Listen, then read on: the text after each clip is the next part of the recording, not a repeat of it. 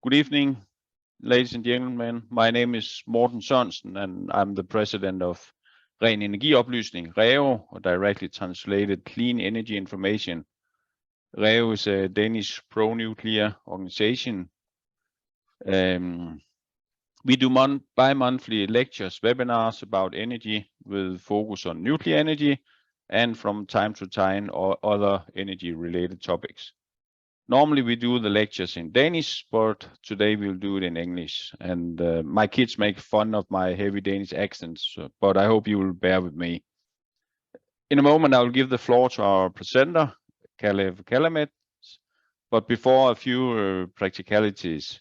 During the session, you can write questions in the Q&A. You can write them in Danish or English, and I will forward the questions to Mr. Kallemets. From previously webinars, I know that there will be a lot of questions, so I apologize upfront that we cannot go through all of them. We will end the webinar at 9 p.m. sharp. Halfway through the presentation, we will make a short Q&A, and then we have time for more questions at the end. Now a short introduction to our speaker tonight. Kalev Kallemets is the co-founder and CEO of Fermi Energia, a company established in 2019 by Estonian nuclear energy professionals and business people to develop small modular reactors deployment in Estonia. Mr. Kallemets earned his Ph.D. from Tallinn University of Technology, studying energy economics. Mr. Kallemets has an extensive private and public sector experience from Estonian private energy company, Minister of Economic Affairs, Deputy Director of Geological Survey of Estonia, and as a member of the Parliament of Estonia. So welcome, Mr. Kallemets. We are very pleased that you will spend an evening together with a Danish audience. The floor is yours. Hello, thank you. So it's a good pleasure to talk to you and explain what we do in Estonia and how we started. From really zero in Estonia to consider nuclear energy, but there is obviously a certain background to why we are where we are, and so this background with when it comes to nuclear energy comes in Estonia. That in 2006, Lithuania, when became member of European Union, they did not have a plan what to do after they had to shut down the Ignalina nuclear power plants, which were essentially Chernobyl type. And Estonians actually proposed to Lithuanians that let's consider nuclear energy. And it was proposed by Sandor Liive, who was then the CEO of the national utility, Eesti Energia, and then the Baltic cooperation was started to consider Ignalina nuclear power plant, but it failed due to mostly due to Lithuanian internal political reasons, but also due to the fact that the European energy and climate policy was not where it is today. But clearly things have changed, and the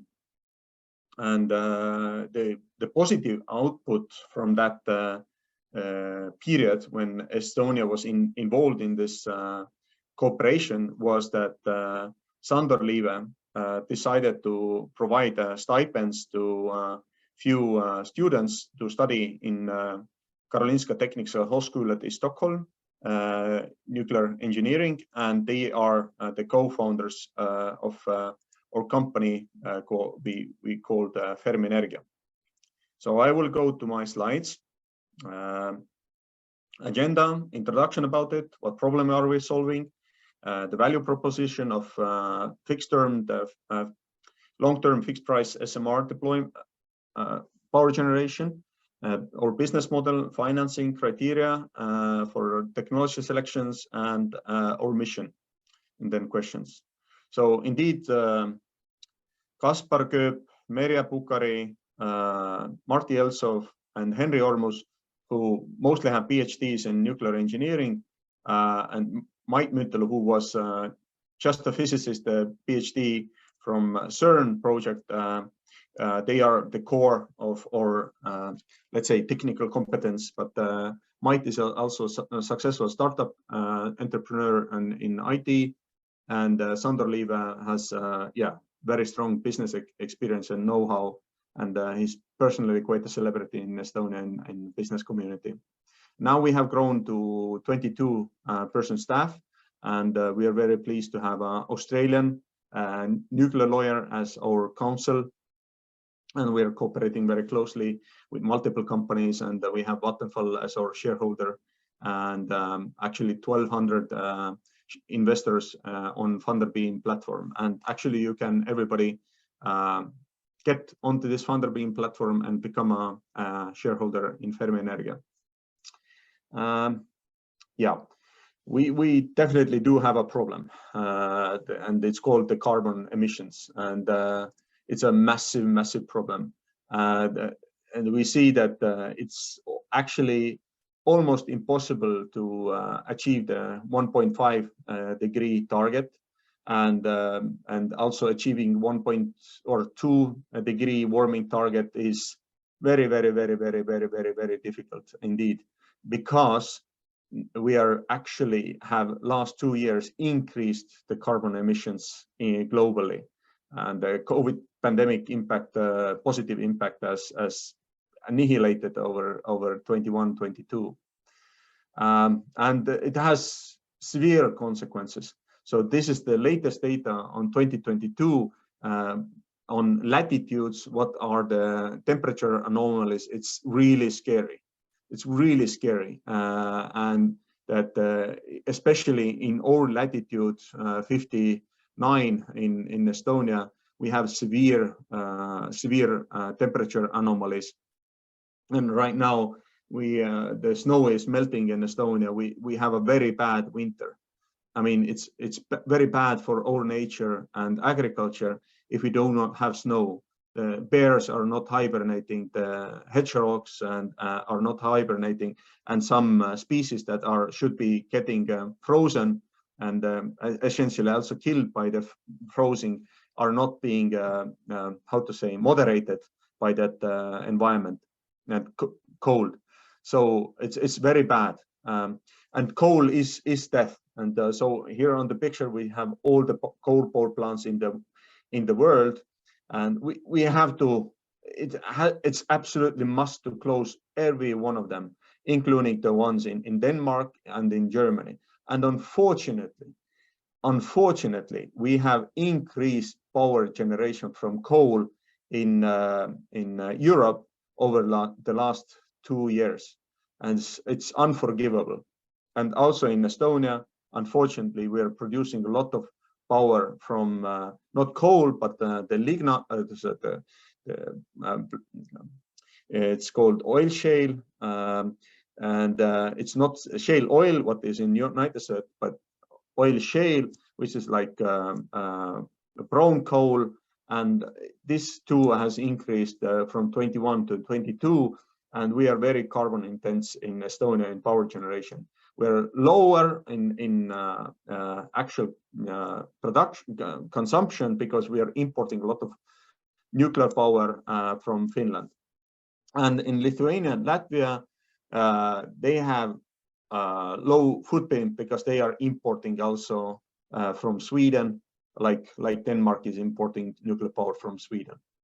And obviously we last year saw very severe consequences to our societies, that due to the irresponsible energy strategy in Europe, we were bound to fossil fuel from Russia. And when they shut it down for making us hurt for supporting Ukraine, we in Eastern Europe always for many years and decades warned our German friends, and in Netherlands and Austria, we warned that this would happen, and this did happen, that the Russians used energy as a weapon and a tool for manipulation and corruption in Europe. And unfortunately, this really did happen. and now we are paying for those consequences. Obviously, we are paying just with money, but Ukrainians are paying with lives, blood, and tears, and it's unforgivable. It's a real crime that our German friends have committed, and history will judge them. And we have to close a really large volume of carbon power generation or coal power generation in Germany, but also in Poland, in Czech Republic, in Denmark, in Netherlands, in Ireland, even in Finland, and not only for political and carbon reasons, but also for two fundamental reasons. First is aging. Many of the power plants, the coal power plants, they are from the 70s and 80s. Fossil power plants are aging much faster than nuclear power plants. And second, many of the lignite power plants are run of mine. And as Greta Thunberg and other young people are successfully protesting this mining, open pit mining in Germany, those mines are essentially running out of lignite, and there is nothing to do. So there are physical limitations how much they can mine brown coal, and also in Poland many mines are just physically running out. Also, the same is true in Estonia, and it's absolutely impossible to get any commercial debt to invest into new mining equipment, into new coal power generation. And so everything has to be done on equity, and this is of course expensive and very risky, and sensible people don't want to do that, and companies. And in Estonia, at least, it is absolutely impossible to cover realistically actual consumption with solar and wind alone. So we see that even if we would treble existing wind in Estonia to more than 1 gigawatt, it would not cover for many, many days, not for hours, not for a few days, for many days, based on actual empirical consumption data of 2021. But the numbers are very similar for December of 2022, when we had normal winter conditions for 3 weeks. 3 weeks, they did not cover the actual consumption, and no storage can solve that. No storage can solve that. And so we need, at least in Nordic countries, dispatchable low carbon power generation. And because we do not have mountains in Estonia, and you don't have the mountains in Denmark, we need nuclear energy. And here is the picture on the price situation,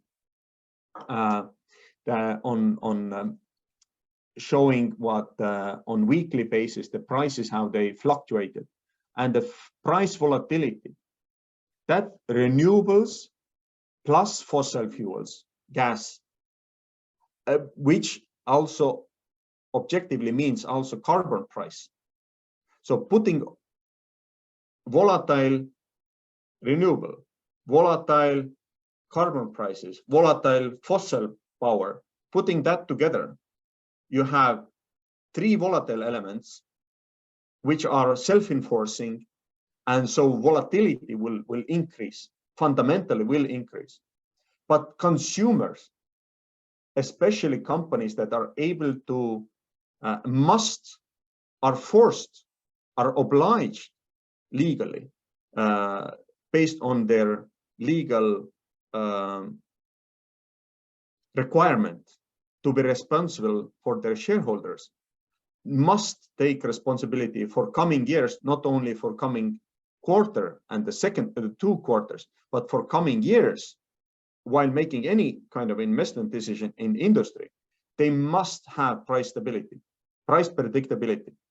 And with the renewable energy plus fossil fuels, this is impossible, fundamentally impossible to guarantee. Or if you want to guarantee that, and you want to put that package, that risk, into 8,760 hour electricity delivery, the price has to be very high. And we have seen Enefit Green or equivalent of Ørsted or Dong, what you had, is offering 10 years contract at the price of 124 euros per megawatt hour, which of course is very expensive. We know for a fact that with nuclear energy, we can come much lower. So we have started engagement of industrial customers in Estonia, but also in Latvia from the price 55. But we have concluded one tranche at 55. Now we're negotiating or discussing with other customers at the new price of 60, then to 65, and so on, because it's with airplane tickets. You are SAS or other companies that are flying, or Lufthansa, the first you come, the lower price you get. So this is the way we are also engaging our customers. The sooner they get on board, then the better price they receive. And we're bringing the customers into educating them about the fixed long-term 15-year fixed price contracts that only nuclear is able to provide, not only to industrial customers, but also any public organization that needs to be budgeting for coming years. Because if you have high energy cost volatility, it's very difficult to budget your activities, because it might turn out that in the middle of the year you have to fire because otherwise you're not able to meet your budgetary requirements. All right. So we have analyzed pricing of SMRs with Latvenergo with certain discount factors, and even if we would reduce capacity factor due to very, very high renewable availability in Baltic states, we would still be very competitive, and even with very high capex costs. So what Fermi Energia is doing is we are trying to develop, and we're quite successful at that, SMR deployment in Estonia to achieve power generation by Christmas of 2031. We started the company in 2019, knowing that we have to decarbonize in Estonia, but also in general in the Baltic states. And for that to happen, there is an absolute overriding need of price stability, price affordability, and decarbonization. So how we developed, I'm going to come to that later on, but the key element we have in Estonia is the Planning Act. So every power generation source in Estonia has to be planned, that is beyond 150 megawatts, has to plan based on the national designated special planning procedure, where the government is the planning authority. The first stage there is siting, and the second stage is detailed solution on the given site. So Estonian government has formed, you see the three lions, which are from Denmark, actually. Thank you very much. Based on our proposals, they formed the Nuclear Energy Working Group. This has prepared, it includes essentially all the ministries except two. They have prepared the intermediate report. This was also submitted to the government, approved, and now they are completing the final report, based on which Estonia is able to, Estonian government and the parliament are able to make knowledgeable commitment on nuclear energy. So this is milestone one on the EIA milestone approach on nuclear infrastructure development. And we would be to support that activity on our behalf, conclude now technology selection to focus in the planning stage on specific technology. We have previously, previous years, concluded more than 60 studies on a budget of 3 million euros, together with our international partners, that have provided valuable information on the SMR deployment and challenges and how we need to proceed. And this has all contributed to us developing that kind of a pathway that is suitable for Estonia. In other countries, different kind of processes are potentially suitable. But we believe this is doable. Within the planning stage, at the same time, we need to develop in Estonia the regulator that would be permitting based on the application for construction permit. And we would heavily rely, like Spain, Switzerland, Belgium, Netherlands, but even Germany, France, did rely in the 50s and 60s when they adopted American nuclear technology. They relied on the licensing basis from United States. We would do the same, like in the old school. It worked and it will work again. So the fundamental for our success is a reliance on the first of a kind deployment. So definitely we are not in Estonia in a position to do something exotic. So it has to be a reliable technology that will be first deployed in a tier 1 nuclear nation. And then indeed, we see that it is possible to achieve by 2028 starting of the construction and achieve power generation by 2031. What is also important is that we need to execute the preliminary site works before we start nuclear construction. And we know that we need to put the order on the reactor pressure vessel already in 2026 when the site has been chosen. And then later on in the final phases, we would apply for the operating license and the plant would be synchronized. Over our work, we have explained about a lot and throughout Estonian society about nuclear energy, and we're very, very pleased that the support for nuclear energy has grown to, as you see, 69% saying yes, rather yes, to small nuclear power plant power generation to replace oil shale power generation. So our model is really business model is to develop SMR deployment from 0 to 1, including organization, site, permit, social license, financing, and power sales, everything to become a new utility.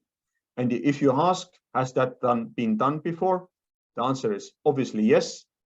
In the United States, there were multiple private companies that used to be local utilities or regional utilities or municipality utilities that did deploy their first unit way back in the 60s and 70s when the know-how about nuclear was much less pervasive and much less spread. There were no emails, there were no online communication, and no tools that we are able to use today, like EIA procedures and a lot of experience that we are able to utilize today. So absolutely, this can be done, and all this pessimism that is in Europe sometimes that, oh, nuclear is always so slow, I think is really misinformed. Then obviously we need to grow our organization and raise capital step by step. Again, has it been done before? Obviously, many times. The absolutely new companies have been built from scratch, capitalized very well. Also many companies here in Estonia. And maybe if you know that Estonia is per capita has most startups and most what are the called unicorn companies valued more than €1 billion per capita. So it's not so bad. Obviously, we need to what we plan also to do maintain good capital balance between domestic capital, international financial capital, and strategic investors. And we need to educate a lot of investors. because they are used to different things. But this is 21st century, so we need to do different things. We need to engage the customers and the society step-by-step manner. We need to, and what we plan also to do is to scale this business model in Europe, to bring in more talent and more capital to nuclear through joint ventures. And our conference that we are going to have on 8th of February, we're going to announce one joint venture in Western Europe. I'm not able to do it right now. And we need to end natural gas burning, coal burning, but also large scale biomass burning. We need to end this primitive utilization of energy sources, of burning and releasing vast volumes of carbon into the atmosphere.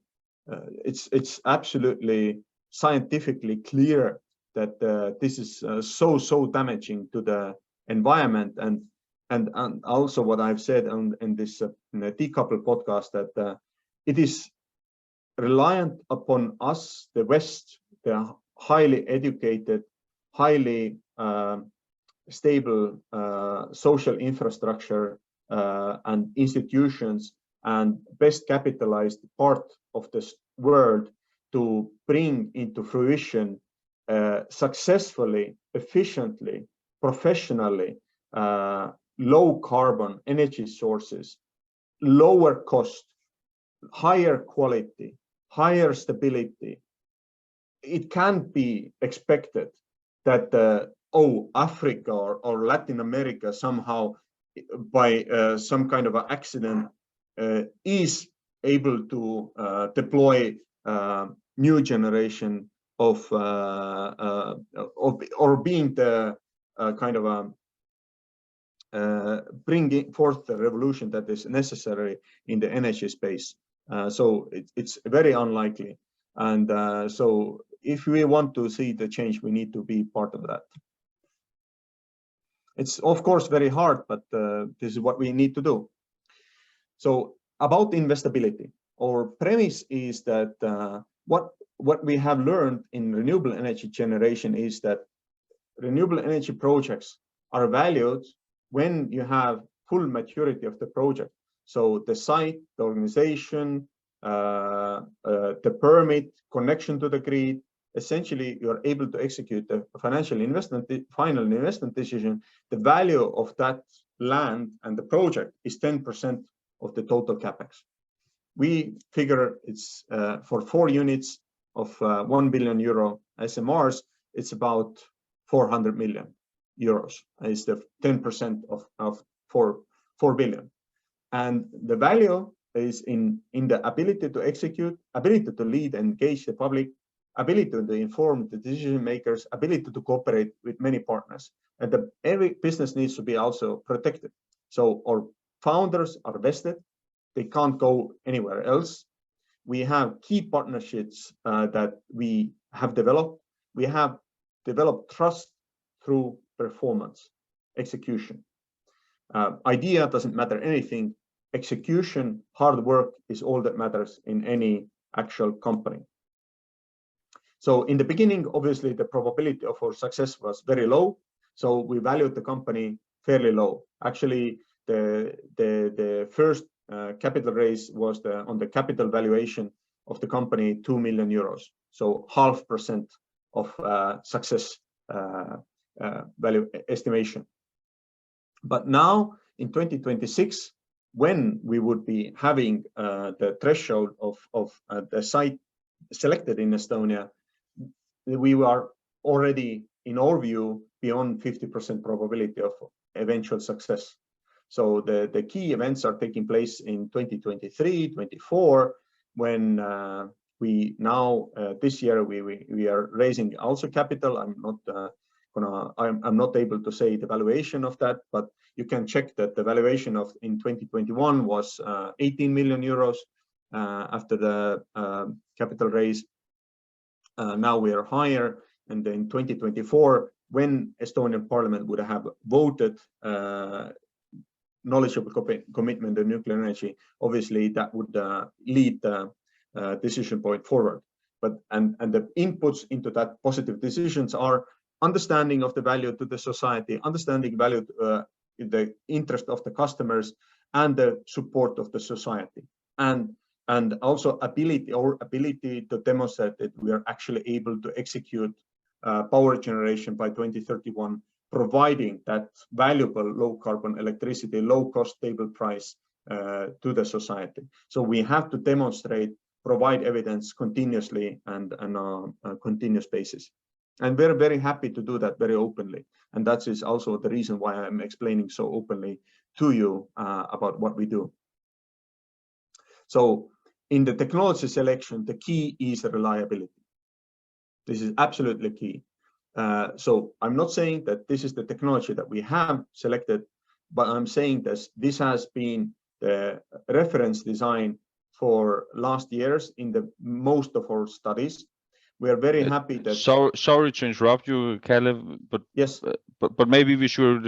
It's time now to have a few questions from the Q&A about the financing. That's all right. Okay. Yeah. I'm actually concluding here that what we are doing is also like educating others about how this business model works. So I'm actually concluding my presentation now. Okay, concluding the final presentation. Yeah. Everything. Okay. Then I'm sorry to interrupt you. No. Let's do the questions now. Yeah. Okay. So there was a question about how long has the legislation allowed nuclear power in Estonia? So we do not have yet Nuclear Energy Act, but this draft has been prepared in 2010, and now this draft Nuclear Energy Act is being reviewed and prepared so that when the Parliament would vote this positively on knowledgeable commitment, then quite soon after that the act could be passed. But for the planning phase itself, the Nuclear Energy Act is not necessary. Okay.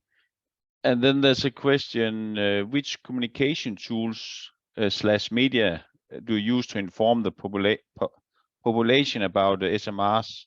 Which one have been most efficient? We use everything, but so there are different. I think that in the end, obviously, you need to use all of them. But the key is that that you need to have also in-person engagement. So and across the country. So we are engaging all NGOs, different Lions clubs, what are the Rotary clubs? Rotary, yeah. But political parties all across all the counties of Estonia, and we have a permanent basis. We have one academic who's going to school, so which is positive in Estonia that we have only 200 public schools. So we have had presentations in 65 now. Yeah. How do we involve stakeholders in the project? The sooner the better, and all the time on a permanent basis. And look, the answer is very simple. You have to do a lot of work. This is very simple. That's how do you grow potatoes? You grow them every year. It's how do you educate people? You educate them all the time, every day, every month, every week, every year. And if you do that, yeah, you're successful. So there is no silver bullet. The silver bullet is persistence and continuous work. Okay. The anti-nuclear people in Denmark claims that there will be no investors for nuclear power. Has it been easy for you to raise capital step by step, or can you elaborate a little bit on who are the investors? Yes, it's been surprisingly easy. Where the first people we asked 50,000 investment, they said, like a very well-known Estonian business person said, Many years ago, this kind of company should have been started. It's too late already. No, and so it's been surprisingly easy in Estonia compared to other startup companies. Our success rate is more than 50% of the people that we are asking from are investing into the company. And now the minimum threshold is direct investment is 100,000 euros. We're not taking in smaller sums, and smaller sums can be involved on funder beam. Because we are delivering value to the society, and we are delivering value to the investors, and we are able to provide evidence about that. And the government is not involved at all for the financing? No. This is very interesting. Yes, let me see. So do you see the way the electricity market in Europe is put together as a problem or a benefit for your project?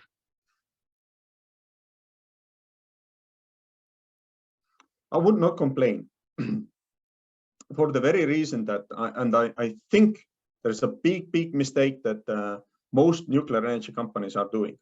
What I said also on the Decouple podcast. This is a big mistake if you're, how to say that? It's a huge mistake if you're diluting something extremely valuable. So what we do is provide 100% nuclear energy package that is providing stable, all the time, stable price electricity. Okay. If you're packaging it together with fossil fuel and renewable energy, what Engie is doing and Chess, and then selling on the spot market, throwing to the spot market, you're not providing benefit to the society, not providing value to the society. You're diluting this substance, this wonderful source of energy that is on stable price. And obviously, when you have existing assets, you maximize your profit. But we are not interested in maximizing the profit.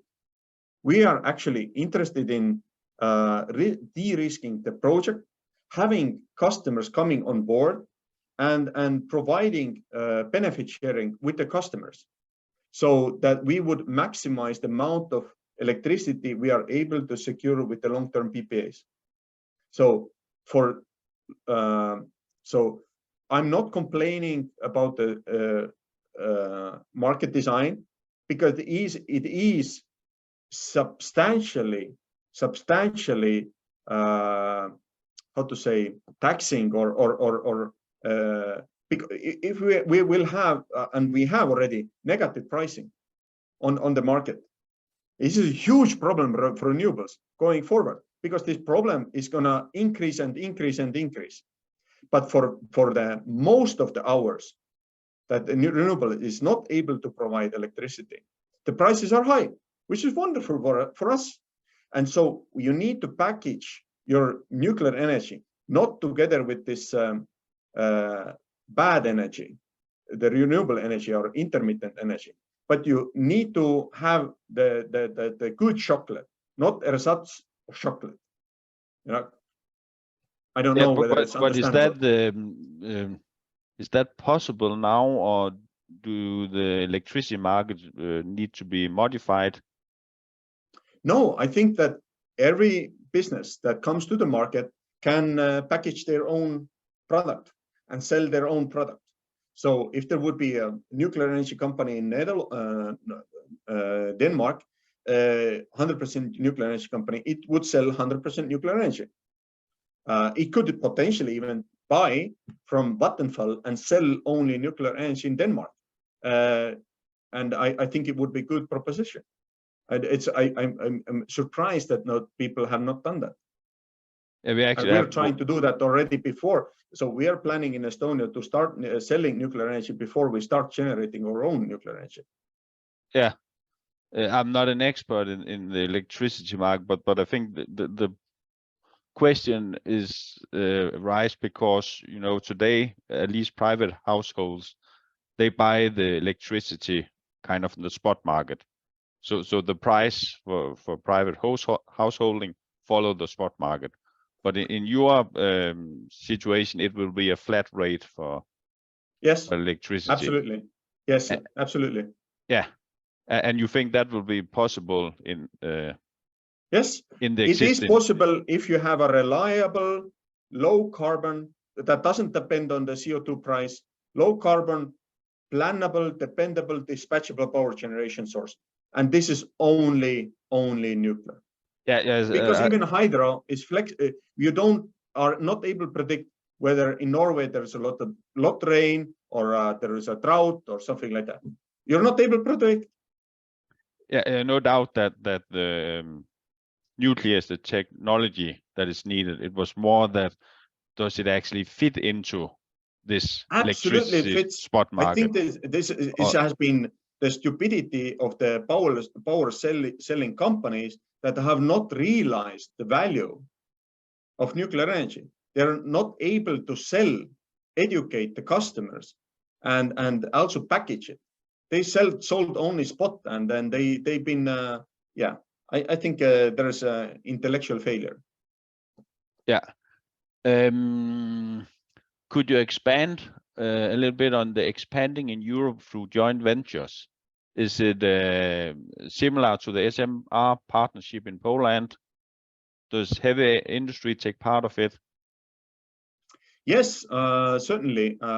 Look, there are indeed in the industry, there are many companies that are interested and obviously interested in low carbon, stable price power generation, right? Power input, but also district heat. But they do not have know-how about nuclear because nuclear is complicated. It's complex. So if we are developing very good know-how about the construction, the schedule, the personal training, then we are able to help in joint ventures, not majority shareholder, but a minority shareholder with many companies in other countries that want to deploy nuclear energy. And there are many, many nations in Europe, Greece, Italy,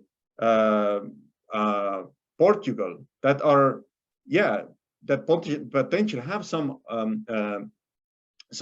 renewable energy, like very good solar situation. But they need to real decarbonization, the actual power consumption needs to increase a lot, huge volumes. So there is a lot of room in Italy, in Southern Europe, I believe, for nuclear energy as well.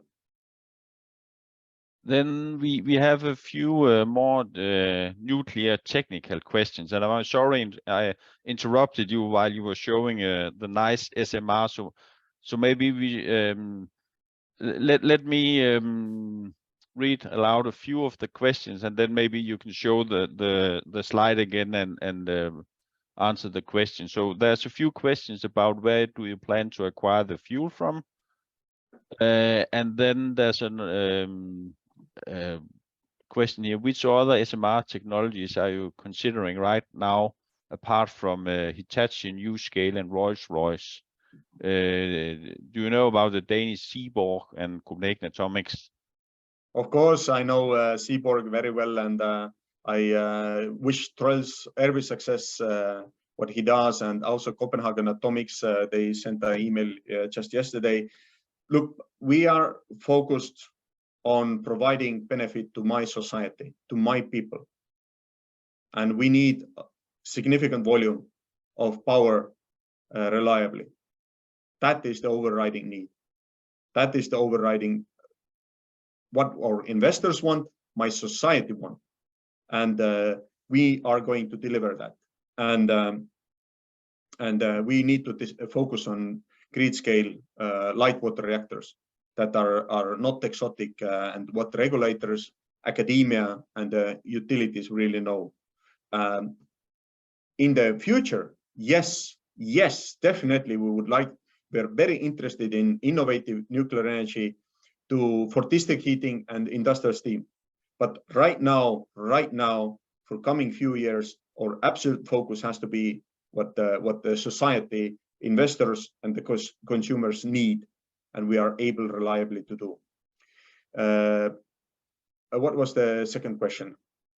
There was a question about where do you plan to acquire the fuel. Yeah. Only one answer: Canada. Uranium would come from Canada, which is a NATO country, a reliable ally, low carbon environment. Beneficiation, I think most likely France by Orano, but we're discussing with a company, one major company, a potentially fuel cooperation. So I'm not able to go into details on that. Yeah. But this is actually, I would say, how to say, it's maybe, I'm not the right, it's not so, there's nothing special. It's not so, it's quite boring. Yes. Everybody here is probably already pro-nuclear. Can you tell more about the SMRs you plan or dream of? I don't dream. We are planning, and we are financing and executing. Yeah, I think that what we have seen in the technology selection is that there's a big difference when it comes to the licensing basis.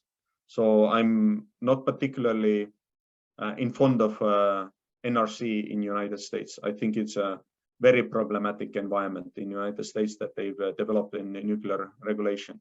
Very problematic indeed. I'm very fond of the work done in United Kingdom, how the government there has supported multiple designs.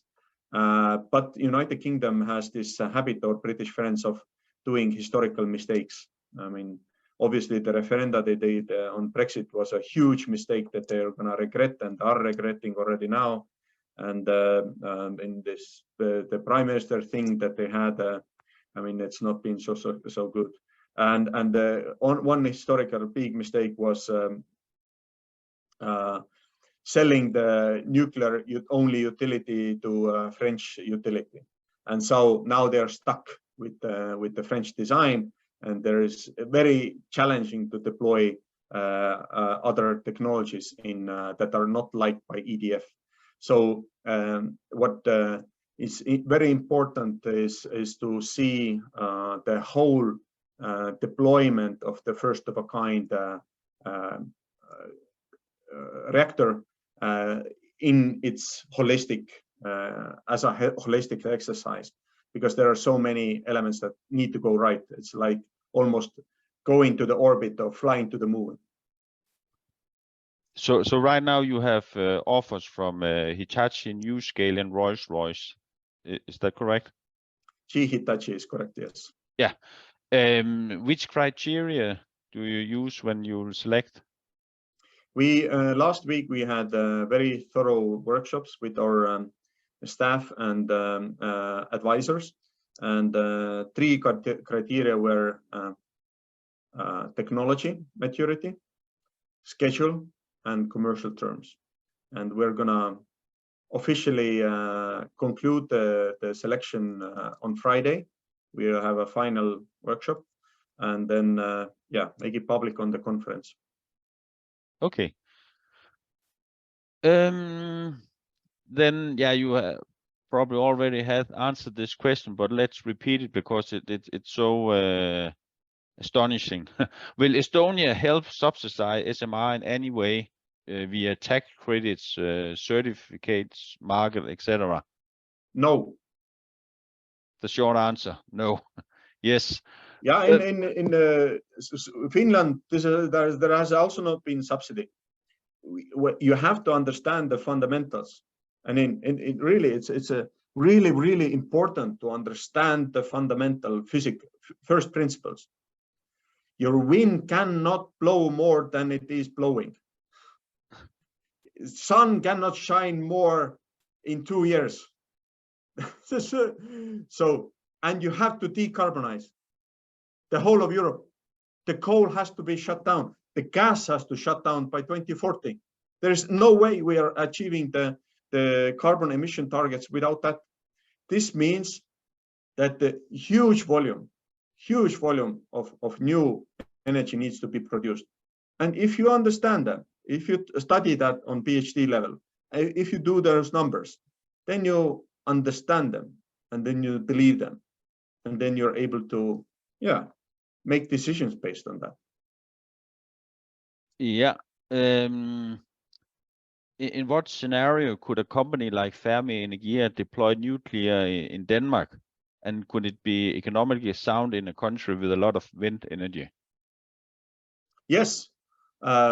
If Denmark would be open for a planning procedure, so to select a suitable site, then I don't think that the requirement would be that there would be planning, or sorry, the nuclear energy in place in Denmark. No, I would think that if we are able to engage based on this planning act, some municipalities on the value proposition, and if some municipalities do not like wind, like in Netherlands, where the popular and Norge, where the people are, to this degree with the disruption of the nature with those windmills and killing of the birds, then and they don't want them in their county, and have decided to clear their county of those windmills, then they decided that it's much better to have this SMR actually to provide heat and electricity to their people at stable prices, to their communities and their industries. I think it is possible to start the process. And I would think very much that also on the central government level, that would be how to say, there would be social justification to start that discussion, because the fundamental is the regulatory ability is not expensive. This is less than 1% of the cost of the nuclear energy, and the development process of this is also not expensive. This was also something that many people presume that, oh, when you start nuclear, you have to have like tens of millions, hundreds of millions right away. This is not true. Mark Zuckerberg didn't start developing of Facebook having 1 billion euros. This happened the other way. In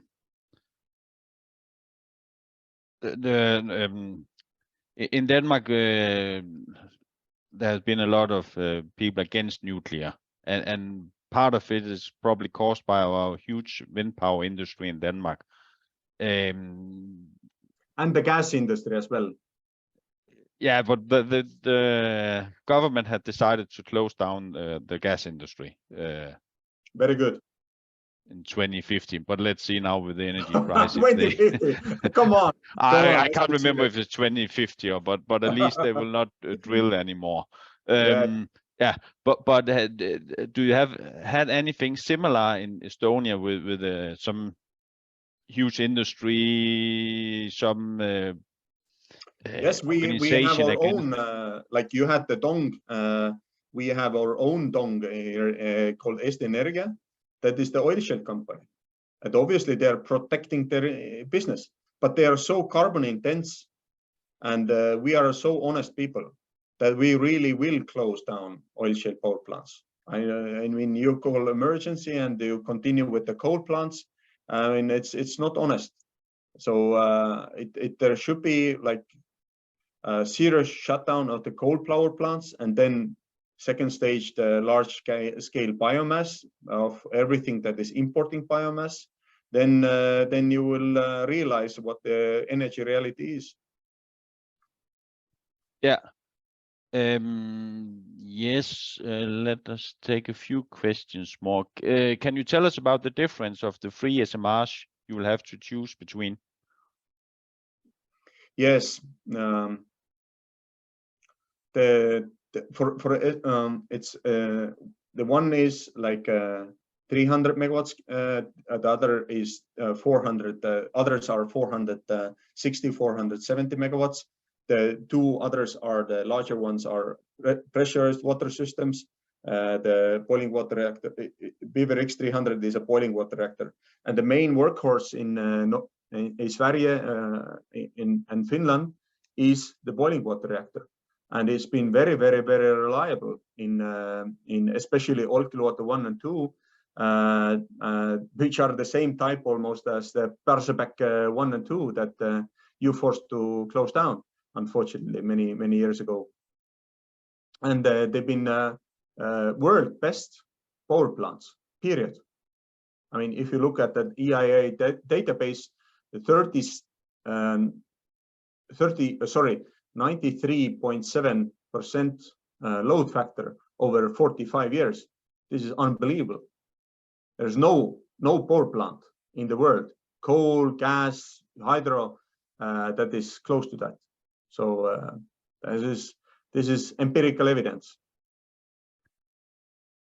One of the most used arguments against nuclear power is what about the spent fuel? How do you plan to deal with that?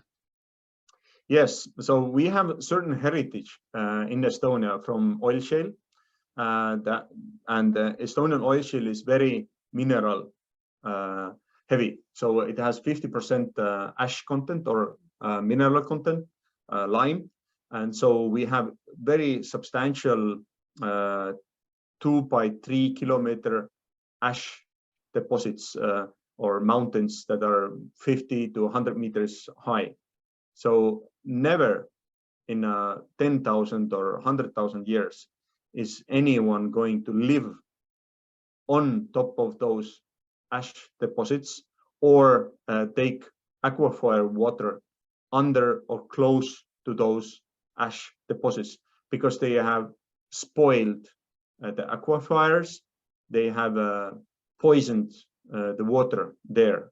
So it is very sensible and logical to deposit also spent nuclear fuel in deep isolation, deep borehole technology in a deeper cellar level, 1,000 meters under those deposits. So you're using the same land for the same purpose, and we are very close to Finland. So we're sitting on top of the same Fennoskandian shield, which is used in Oskarshamn, in Forsmark, Östhammar Kommun, and Olkiluoto for the 450 meters deep geological final repository.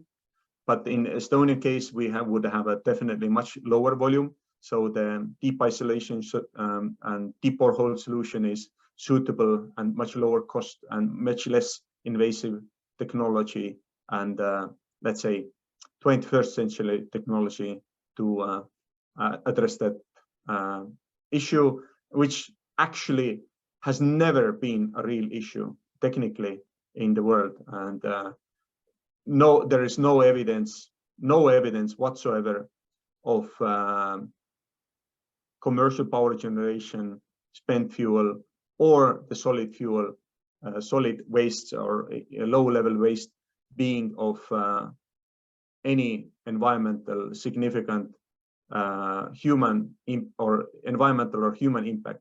Where we have problems and concerns are the military waste handling, Hanford site, Sellafield, Orano, French sites, where there are high-grade processing and military or other reprocessing sites. There we absolutely have had problems, issues, but when it comes to regular spent fuel, intermediate and low-level waste, I have not been able to find evidence of material, environmental, or human impacts. Okay, so I have 3 more questions on my list, and then we will close the session. Here's a good one, a little bit long. Have you done any compare of the cost of resource consumption of grid connection, offshore wind power, far from where the electricity used, compared to connecting SMRs placed close to the electricity is used? So in Denmark, we spend a huge resources to expand the power grid into the ocean due to the offshore. And you're wonderfully wealthy people, and you're able to do wonderfully extravagant things, and I can only congratulate you.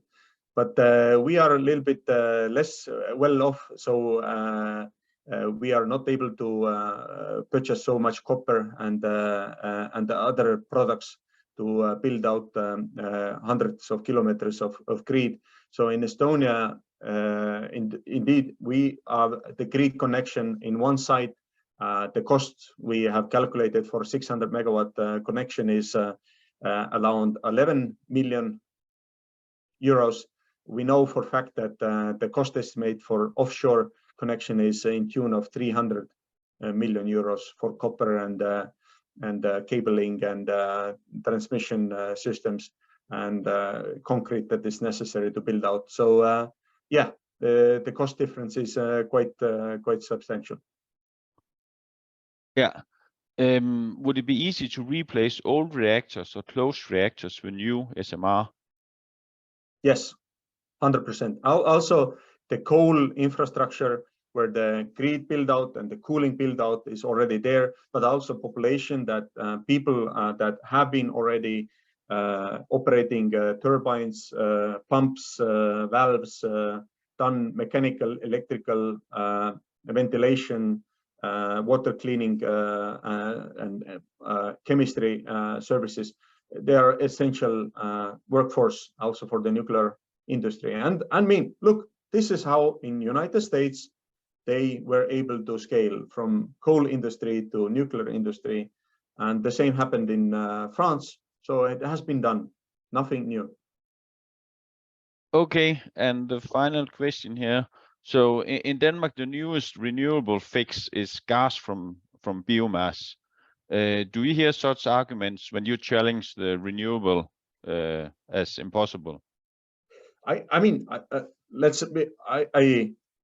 I love competition. I love competition with renewables.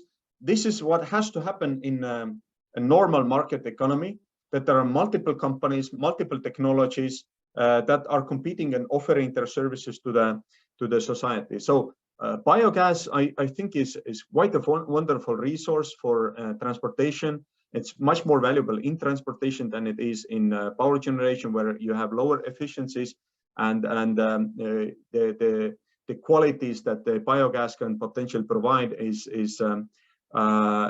better in transportation. But also for when it would be in cogeneration biogas in high efficiency utilized, I think it is much more meaningful than burning Estonian forests in Denmark or Netherlands, or you're burning rainforests in your boilers. That's definitely much more meaningful. But so biogas, I think it's obviously, as you people know, you're not emitting the methane into the environment, and it's also, how to say, what is it? Odor pollution is also reduced when it comes to farming. So I think this is a very good technology. Yeah. You have been around many topics regarding the nuclear. Is there anything more you would like to say before we conclude the session? Yeah, what I would absolutely encourage business-minded, experienced, and professional people in Denmark who have really good understanding about the energy business to think about SMR deployment in Denmark, and understand that there's real value in doing the hard work and finding the best sites, best municipalities where people also have moderate intelligence to consider other sources of electricity or energy than this gas and wind mix. And I do believe there that definitely are some municipalities that might be intelligent and about the world and data, and are open to open to consider at least. So this is happening across the Europe, and that has to happen, or that are getting really evidence-based, rational policy making, decision making on based on public discussion without taboos and based on really science. This is the only way we are able to do decarbonization. If we're gonna stick to narratives and lies and keep lying to ourselves about the obvious problems that there are with this 100% renewable approach, then this is not gonna work, and this is gonna lead to disaster. And so, yeah, I mean, there's a huge value, I think, in starting this kind of a similar kind of a company, and I'm very pleased to would be very pleased to work with anyone professional in starting that. And we are engaged with some partners, as I showed the picture, in across the Europe, and we are providing our information, business information, very happily. Okay, then on behalf of Ren Energioplysning, I would like to thank you very much for introducing us to the deployment of SMR in Estonia. It's been very informative. I've learned that this about how to come around the spot market. We must investigate a bit more, and then also that you are able to do this without any government involved in the financing. This is unbelievable for a Dane, I guess. So thank you very much. And then in the chat, if you all the participants, if you go to the chat, Mr. Kallemets has provided a link for the yearly Fermi Energia conference. If you are more interested, you can follow it online and learn more about how to deploy the SMR. So thanks to all the participants, and have a good night. And tusind tak. Velbekomme.